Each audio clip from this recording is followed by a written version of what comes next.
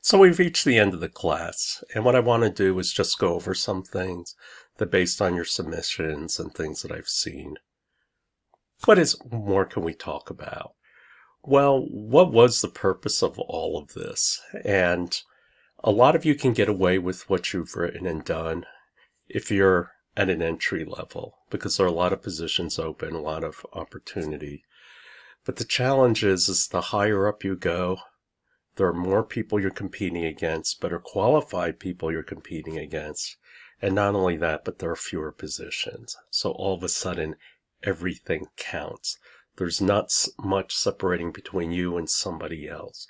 So these little impressions matter. In terms of your content, I can't make you more than what you are, but at least I can help you present you as best as what you can be. Always keep in mind, more people lose jobs than ever win a job. And that's the errors on resumes or bad cover letters or things like that. Missing opportunities to distinguish yourself.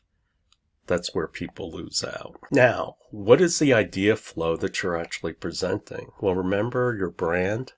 I mean, this is what you're about. This is your differentiation. This is why I should hire you. Whether your brand is about the attributes, the characteristics of you, or if it's about the idea and the vision of you. But once you tell the brand, then you give examples from your career that prove it. For example, I said I'm an impact player. That's my brand. And so what backs it up for my career is that I started the gyroscope program. I fixed the problems of the flat panel display. I created a piece of capital equipment that had never been done before. And so I created things that nobody had ever worked on before or ever got to work. And so those are examples from my career. Why did you do those things? And you have to put it in context that, yeah, I did those things, but was it part of the operations? Was it part of they needed something new? I mean, you do something for a company for a reason, and so tell why, put it in perspective. And finally, what's the last thing you want them to remember? How do you want to close? Now, in terms of writing, a lot of you tend to write bottoms up, and that's that you go through the details and then make a conclusion. For example, I worked really hard, I asked good questions, I have good relationship with customers, and therefore I'm an innovator. And the problem is that when you do the bottoms up approach, where the details finally lead to a conclusion, you lose people on the way. People don't have a lot of time. Remember that. In looking at your resume or reading your letter. So you have to hurry up and make the point, or you may not get the chance to make that point. So what you want to do is top down. You want to make your point and support it. And this is a lot like a newspaper article. A lot of you decide to have 2 or 3 page resumes, and that's just not going to cut it. Unless you're a long-term professional, you are not allowed more than 1 page. It's just going to end up in the trash. What you want to do is fight for word economy. And that's that if you have 2 extra words that create an extra line, find a way to take those 2 words out. All of a sudden, you've just created 1 line for yourself. And so this is the way you should look at your resume, is that it's a fight for number of lines. Maybe you have too many bullet points. You need to be thinking about how can I use word economy to make this shorter. Be careful about turning people off. Some of you like to go you. There's a reason why books are not written in second person. And the problem with you is that you're making an assumption that the person is going to accept what you're saying. But the moment they disagree with one point when you say you lose everything. And so that's why people avoid it. Be careful about the way you word. And that's how you say, I'm a perfect fit for this job. It comes across as being arrogant. It's a turnoff. There are ways you can soften it, like say, I am well suited for this position, and then tell them why you're well suited for it. That's much more acceptable. Now, in terms of my observations of the things you've written, always keep in mind they're reading a lot of stuff. And so some of you, you're just really wordy and it's really long and you're cramming so much information. The problem is that when we have too much, we shut down. Be careful about that. Don't be trite, meaning my qualifications. I'm a hard worker. I'm conscientious. I'm diligent. So is everybody. It's okay to say that if you can back it up with a fact. Like say I'm a hard worker. I'm used to working 60-hour shifts every week. Okay, now I've backed it up. Now it makes sense. So it's not trite. And those of you who like to format in columns, there's a couple of problems with it. One is pragmatic, and that's that columns don't show up well on a cell phone. And a lot of people use their cell phones to look at things now, where if it's horizontal, you can always turn your cell phone sideways and see everything. The other problem also with cell phone formatting and the way it truncates, it might cut your resume to ribbons and they're not going to be able to read it at all. The other thing is when we read in an F pattern. And the problem is when you have a column going down like this, their eyes naturally will go down it. So what information are they getting? Your home address, where you went to school. And guess what?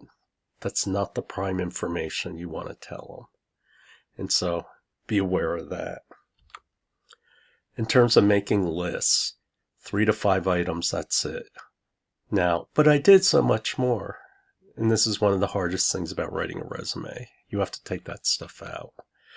In terms of chronology, you want to write down what's most recent first. Now, some of you might have gaps. One way to get around that gap is just say that you were working as a consultant. If you did any kind of work at that time for anyone, whether it's volunteer or otherwise, you can claim that you were consulting. Some other tricks you can use when you write your resume, and this isn't lying, but it leaves a certain impression. For example, years. If you only worked from March to May, don't write down March to May. Just write 2022. Just put the year. It gives the impression that you worked a year when you actually didn't. In terms of GPA, if you do have a good GPA and can round it up, then just take it to 1 decimal place. Don't take it to 2 decimal places. Some of you put really big headers with your name on it, and the problem is that it's so overwhelming, it makes everything else in your cover letter look little. You don't want to go with big headers like that, because you make it feel like you're screaming at me. In terms of wordsmithing, it's just like with the well-suited. This is what the sources are good for. Think about how I can reword things. And what this leads to is the writer's discipline.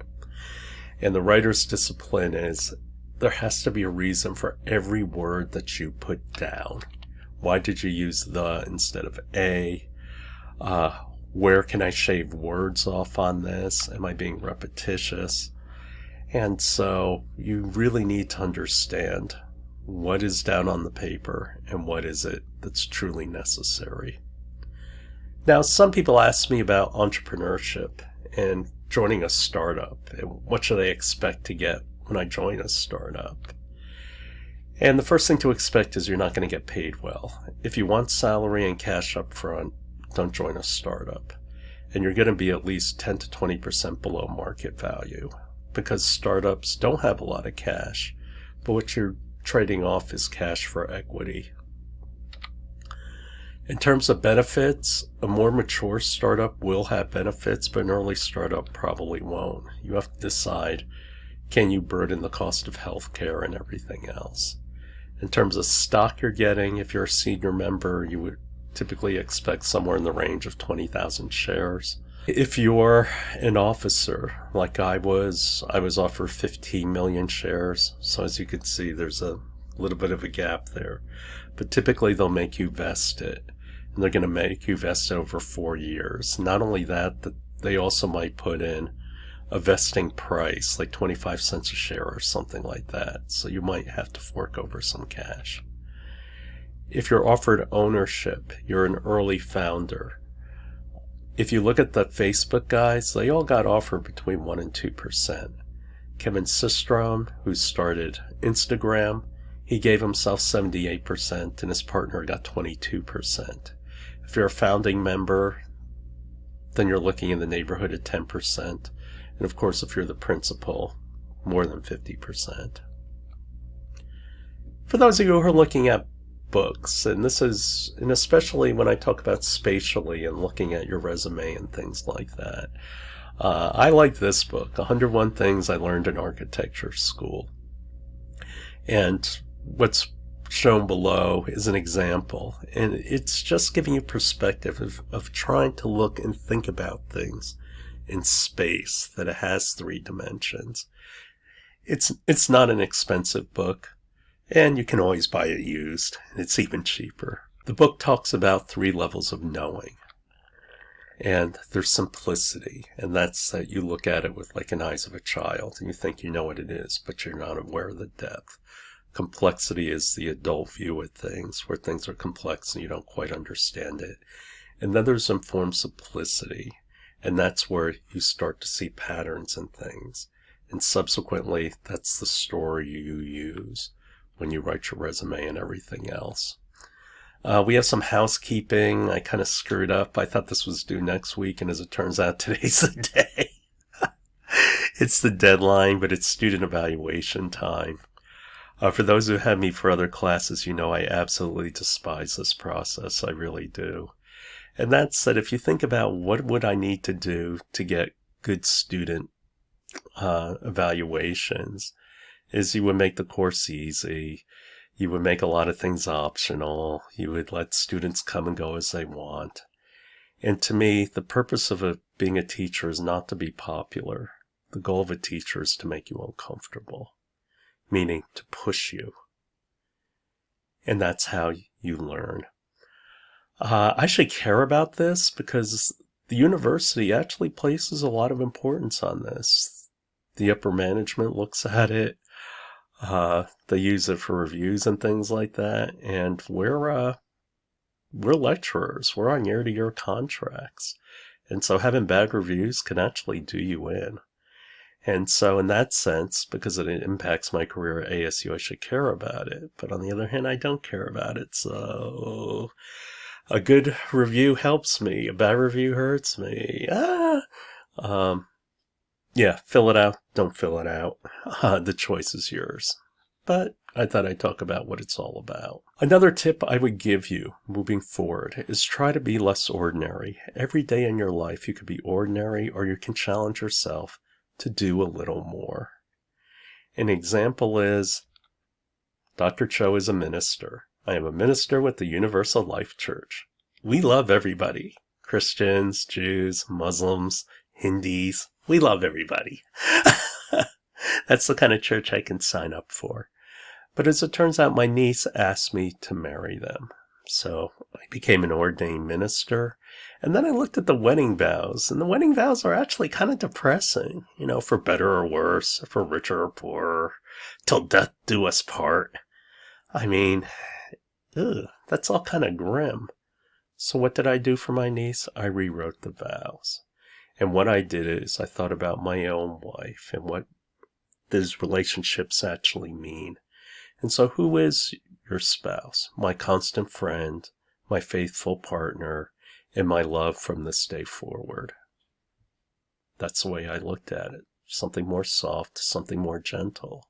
Instead of saying, until death do us part, what about through all our mornings and the years that life brings us? You can be less ordinary. It's your choice whether or not you want to be. One thing I say about my classes is my goal is the one. I mean, if I could teach you 1 or 2 things that you can carry through your life that's going to help you, then I've done my job. And why do I say that? Because to me, those are the great teachers. I don't remember a lot of the stuff I learned at MIT. I don't use it every day or whatever. But there have been a few teachers that have had a very big influence on me. One thing about me becoming a teacher is that nobody just becomes a teacher. Somewhere along the line, there were influencers. There were people who changed how you looked at things. And these are the 3 greatest teachers in my life. The first one I'll talk about is Dr. Ilona Carmel. She was my writing teacher at MIT. Now, she had a number of physical challenges, and I always thought they were like birth defects or something like that. And as it turns out, it wasn't that at all. Dr. Carmel survived Buchenwald. She survived a concentration camp. And she had problems with her legs, and I thought it was, from birth or genetic. And as it turns out, she got run over by a tank. And she took 2 years to learn how to walk again. And yet, despite all this tragedy and losing a lot of her family, she was one of the most life-affirming people that you'll ever meet. One thing I absolutely adored is that at MIT, people didn't like the humanities. So I could go during our office hours, and we would just talk and talk and talk, and I spent hours and hours with her. Just such a wonderful woman, just always cheery. She loved MIT students. She loved technology. She loved the world. And we got to know each other pretty well. An example of how we knew each other is there was a blonde in my class that I kind of had a crush on. And she came into her office while we were talking. And I thought I have a pretty good poker face. And then after the gal left, Dr. Carmel, she put her hand on my knee and said, "Dear boy, you know I think the world of you, but she's out of your league." She was actually right. Anyway, Dr. Carmel said to me, how do you want to be treated?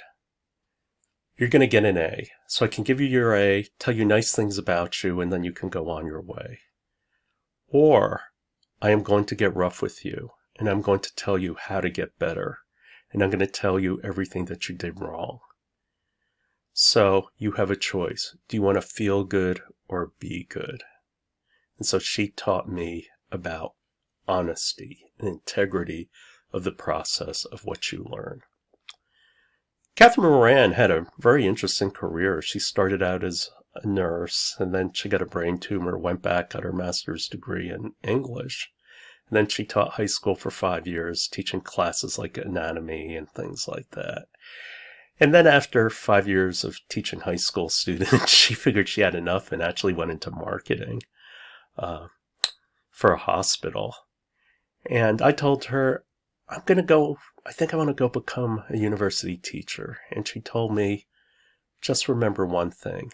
You don't teach a class, you teach students. This is why I give you a break. This is why, for example, somebody asks me for an extension, I just need 24 hours. I say take 4 days. And the reason why is because then you can pick the time when you want to work on it and that you can focus on it instead of just rushing. I'm trying to give you the best learning experience as possible. Catherine Moran is a person that I listen to. It's really hard to find good counsel in life. And she always has my best interest in mind. She tries to make me a better person, and she has made me a better person. In fact, I thought so much of her, I married her. Catherine Moran is my wife. Marilyn Katz was my junior high school science teacher. And what she did is one lunchtime, she pulled me out of lunch, and it was just me and her talking. And first we just talked about these experiments that I was running. And so here I am, this 13-year-old kid. And then she said to me, I worry about you. Now, Ms. Katz liked to teach biology. And she was telling me about how, from the electron to the universe, how everything was connected. But the greatest joy that we have in life is what we get through people. And what she was afraid with me is that I had a tendency to distance myself from people. Like, for example, during assemblies, while everybody would be like cheering or something like that, I'd be sitting there reading Proust. And she said to me, look, I know you're a smart kid and you're going to go on and do amazing things.